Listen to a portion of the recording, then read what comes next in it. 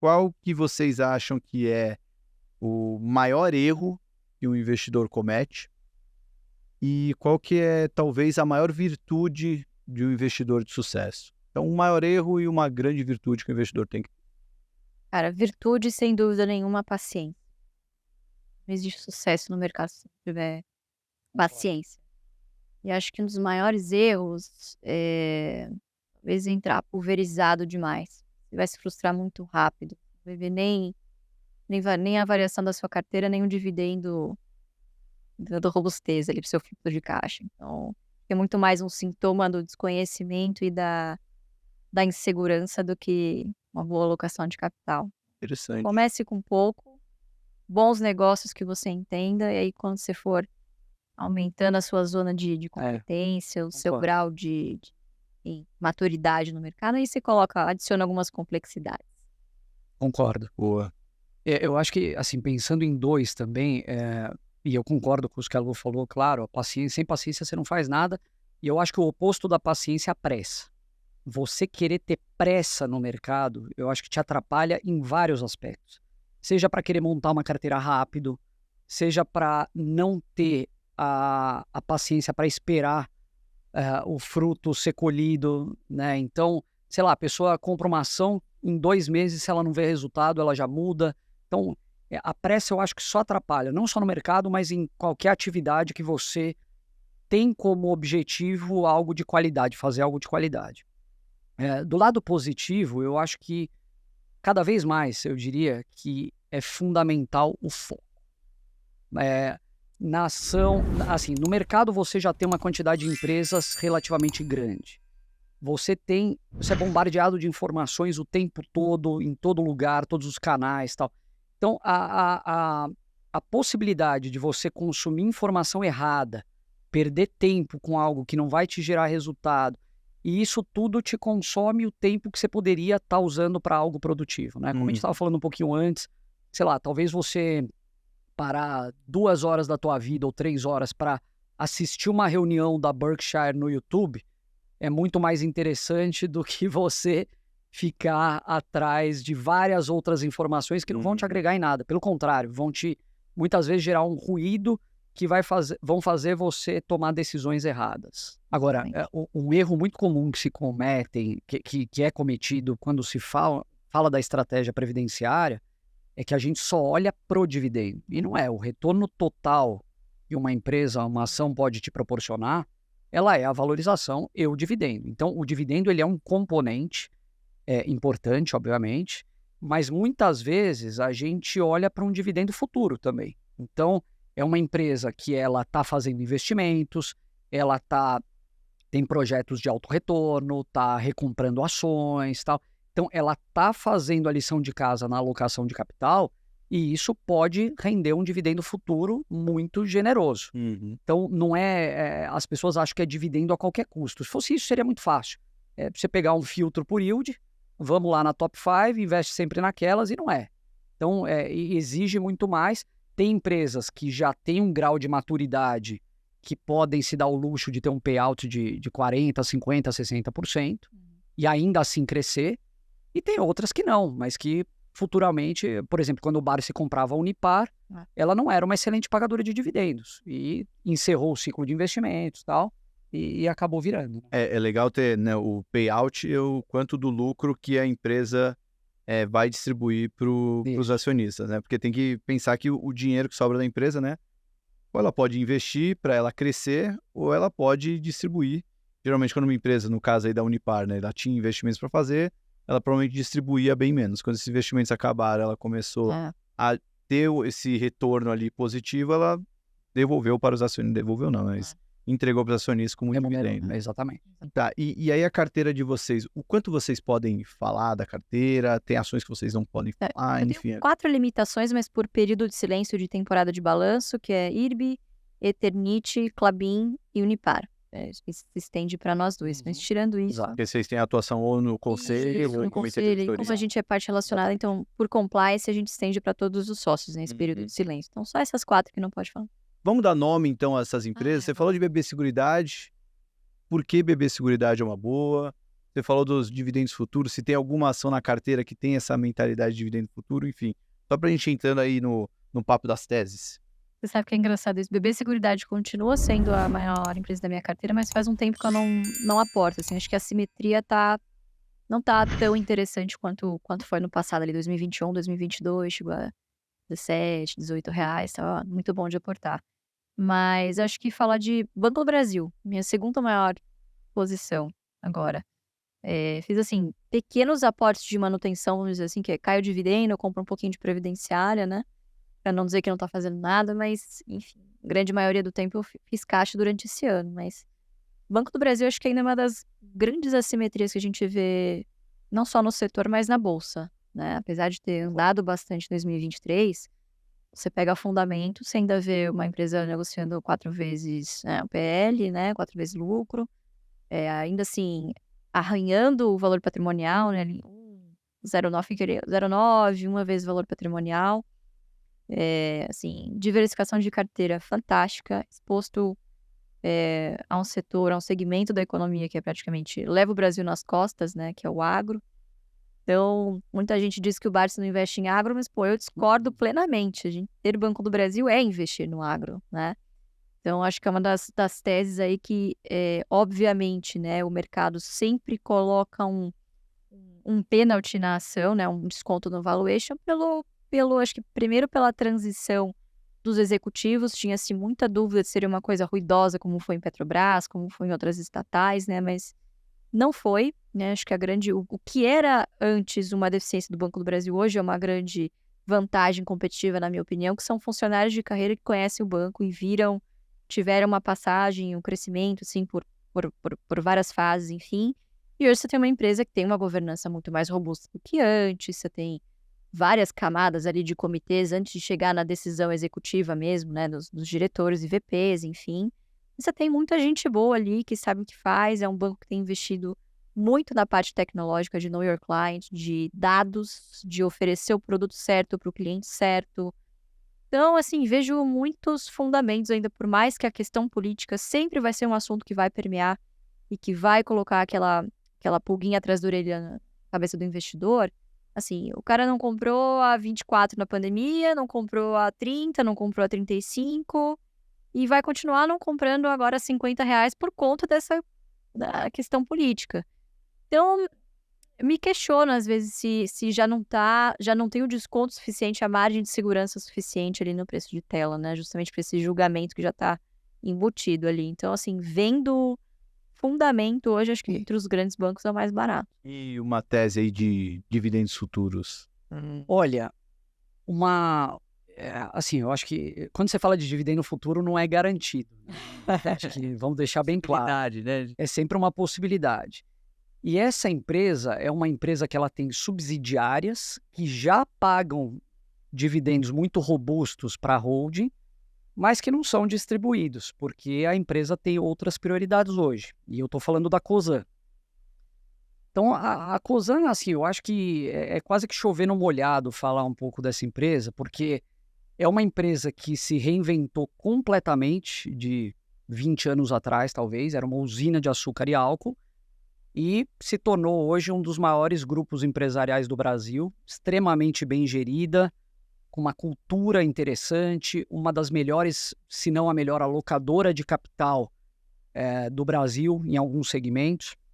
E, assim, uma empresa que hoje está com um valor de mercado de perto de 35 bi, mais ou menos, que vem passando por um ciclo de investimentos muito pesado, né? E até explicando o que é a Cosan.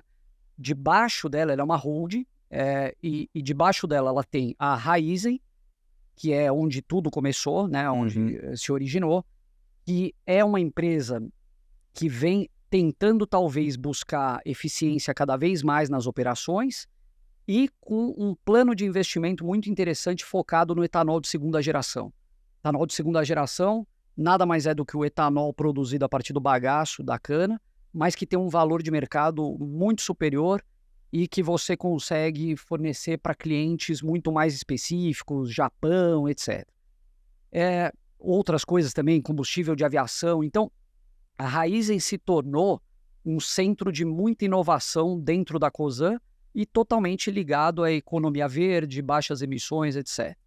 Segunda empresa, a Compass, que teve a aquisição lá atrás da Comgás, distribuição de gás natural, fez outras aquisições, né? Comprou a Gaspetro, da Petrobras, aquela do Sulgás, tem alguma coisa de infraestrutura e tal. Então, a Cosan, eu diria que ao longo do tempo, ela foi se tornando um grande benchmark em eficiência. E a partir do momento que a empresa compra outros players do setor, ela consegue, talvez não levar para o nível de eficiência da Comgás, mas se aproximar bastante. Então, Diminuir esse gap, né? diminuir esse gap que é enorme, enorme. Uma distribuidora no Nordeste de uma Comgás e tal. Tem outros investimentos interessantes debaixo da Compass, por exemplo, o terminal de regasificação, que é um investimento muito robusto, mas que tem oportunidade de trazer frutos muito interessantes para ela. E é uma oportunidade de destravamento de valor dentro da Cosan, já que o IPO da Compass praticamente, quer dizer, foi anunciado, precificado lá atrás, né, acho que 2021, e não saiu. Então, eu acredito que seja uma questão de tempo. O que me leva a crer que o ativo é muito bom, né? O cara não está desesperado para... E já foram feitas rodadas de investimento ao longo do tempo, desde o Sim, IPO, privadas, com preço muito maiores do que estava precificado na época. Na faixa né? indicativa. Então, assim, acho que é uma questão de preço e de janela de mercado aí para a gente voltar a ouvir falar de IPO de Compass. E por que você acha que o mercado ainda não comprou essa ideia? Da Compass, você disse? Da Cosan, no caso. Da Cosan, eu vou chegar lá, mas assim, eu acho que tem alguns motivos. Então, eu falei de Raízen, Compass, até para não me estender muito. Rumo. A Rumo, eu acho que o que a Cosan conseguiu fazer com a Rumo é algo absolutamente sem precedentes. Comprando uma empresa quebrada, com ativos num nível praticamente sucateado, problema de balanço teve lá atrás e tal. Comprou da ALL. Da ALL, América Latina Logística. E que, assim, demandou um nível de investimento muito grande. A Rumo chamou algumas subscrições, eu me lembro de uma subscrição que eles chamaram a R$2. Ninguém queria fazer, hoje o papel tá 20 e pouco, né? E a Rumo, ela se posicionou talvez como o player de ferrovias do Brasil, destravando um gargalo gigantesco, da mesma forma que você falou de estar exposto ao agro pelo Banco do Brasil, você pode estar exposto ao agro via Rumo hoje, né? Ou Raízen, etc. Então, assim, hoje acho que é um momento por busca de eficiência. A Rumo já tem um nível de segurança que é estado da arte comparado com players globais e vem buscando eficiência em composições, em consumo de combustível, locomotiva, etc. Depois disso, você tem a Moove, que é uma empresa de lubrificantes, é a empresa que tem a bandeira móvel, ela está atuando no Brasil, na Europa, nos Estados Unidos, fizeram uma aquisição muito grande nos Estados Unidos de uma distribuidora chamada PetroChoice, e a Moove é outra forte candidata talvez a um IPO, uma empresa que já tem um EBITDA hoje em torno de R$1 bi, mas que vem crescendo com um nível de retorno tal, muito atrativo. Então, vamos dizer, esses são os 4 grandes negócios, e você tem 2 grupos adjacentes, que são a Radar, que é uma empresa de terras agrícolas, ainda tem oportunidade de monetização ali, com venda de ativos, etc., e você tem a Cosan Investimentos, né, que aí são outros investimentos. Você tem um terminal no Maranhão, tal, que está sendo negociado com a Vale, e a própria Vale, o investimento que eles fizeram na Vale, é um investimento com uma posição à vista, né, em equity, uma posição colarizada e uma oportunidade de chegar até 6,5%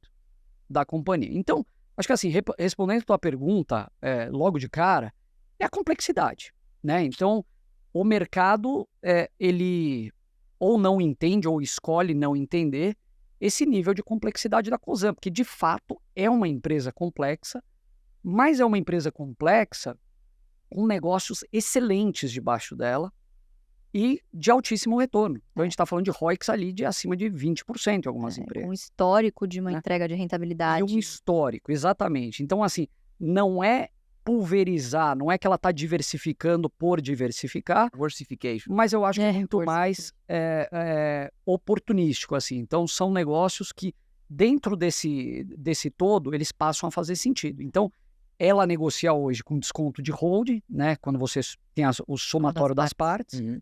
Então, eu acho que deve girar em torno de 25%, 30%, posso estar enganado hoje em dia. Acho que até mais. Agora Mas- com 16 tá até mais. Mas que tem 45%. a oportunidade de achatar, né? Total. Então, Total. eu acho que é um pouco isso a tese de Cosan. É.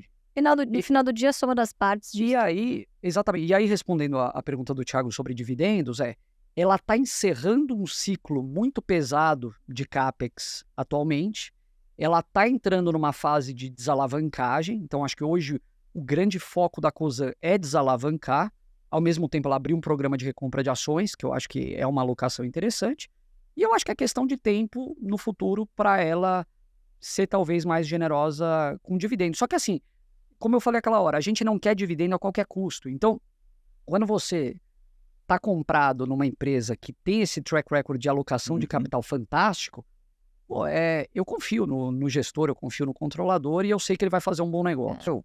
O Ruiz falou sobre ação boa, quer comprar uma ação boa, mas como que vocês diagnosticam o que é uma ação boa? Quais atributos que uma ação boa, que uma empresa boa tem, né? Ou que uma ação boa é? E que você diria? Acho que o primeiro ponto é gastando sola de sapato, né? Então, dá trabalho. Não é simplesmente, eu gosto do produto dessa empresa e por isso eu a considero uma boa empresa. Não é assim que funciona. Então, exige um pouco mais.